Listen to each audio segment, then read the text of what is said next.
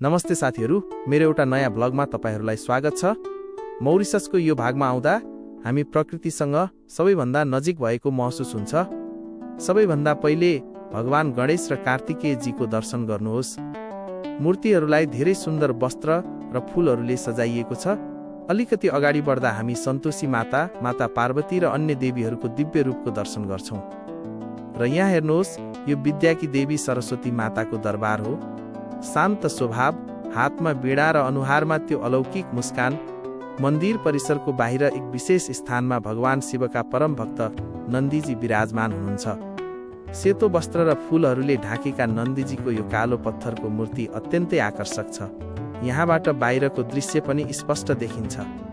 यसको ठीक छेउमा एक गोलो अग्लो चबुतरामा नवग्रह अर्थात् 9 ग्रहहरूको मूर्तिहरू स्थापित छन्। शनिदेव, सूर्यदेव, मङ्गल, सोम र बुद्ध सबैलाई तिनका प्रिय रङ्गका वस्त्र जस्तै रातो, सेतो, हरियो अर्पण गरिएको छ।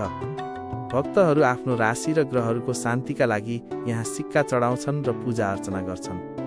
नवग्रहहरूको दर्शन गरेपछि जब हामी अलिकति अगाडि बढ्छौँ तब हामी नाग देवताको दर्शन गर्छौँ।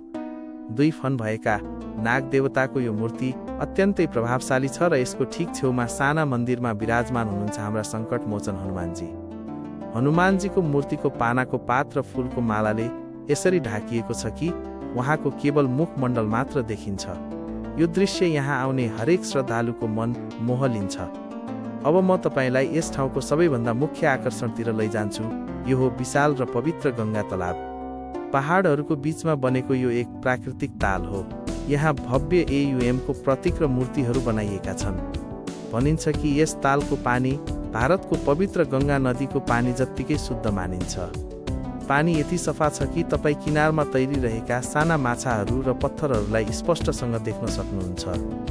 तालको चारैतिर सुन्दर घाट बनेका छन्। यहाँ श्री काशी विश्वनाथ शक्तिपीठ, कृष्ण मन्दिर र दुर्गा माता मन्दिर बनेका छन्। अग्ला पहाडहरूमा बनेका यी पहेँला रङ्गका मन्दिरहरूको परछायाँ जब पानीमा पर्छ तब त्यो दृश्य शब्दमा बयान गर्न सकिँदैन। यहाँ दूर दूरबाट मानिसहरू आएर पूजाको थाली सजाउँछन्, आरती गर्छन् र तलाबमा जल अर्पण गर्छन्। साथीहरू, मौरिससमा रहेर गङ्गा तलाबको यात्रा गर्नु मेरो लागि एक अत्यन्त भावुक र यादगार अनुभव रह्यो। यहाँको शान्ति, यहाँको सुहाउँदो मौसम र भक्तिको यो माहौल तपाईँलाई एक अर्कै दुनियाँमा लैजान्छ। तालको किनारमा कदम राख्ने बित्तिकै हाम्रो स्वागत सुन्दर र भव्य कलाकृतिहरूबाट हुन्छ।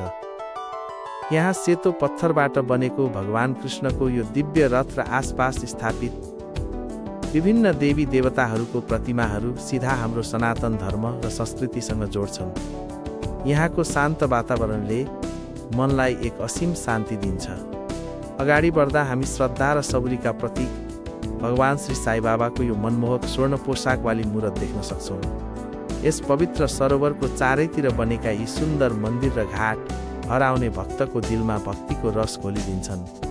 यहाँ देश विदेशबाट मानिसहरू दर्शन गर्न र यस पावन जललाई नमन गर्न आउँछन्।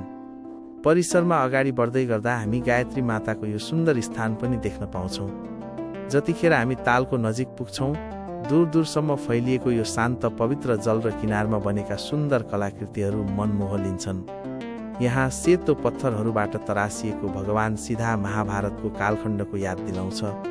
सरोवरको सुन्दर घाटमा लाइनमा स्थापित गरिएका अलग अलग देवी देवताहरूको यी दिव्य प्रतिमाहरू हाम्रो सनातन धर्मको समृद्धिलाई दर्शाउँछन्। यहाँको शुद्ध हावा र चारैतिर बिखरेको भक्तिको ऊर्जा साँच्चै दिललाई छोइदिन्छ।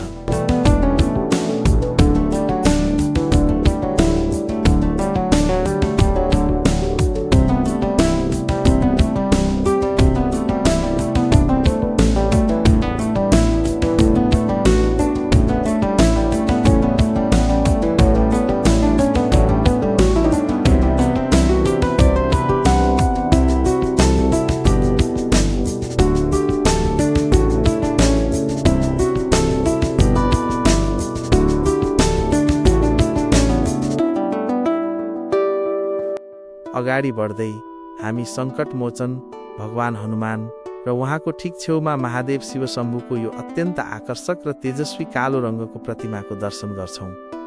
प्रभुको यस रूपलाई देखेर मस्तक आफै श्रद्धाले झुक जान्छ।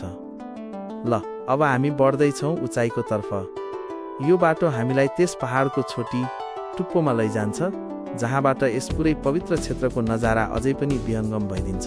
छोटीमा पुग्ने बित्तिकै हामी सेक्रेड लेकको यो महत्त्वपूर्ण बोर्ड देख्न पाउँछौँ, जो यहाँकी मर्यादा र पवित्रतालाई बनाए राख्ने याद दिलाउँछ।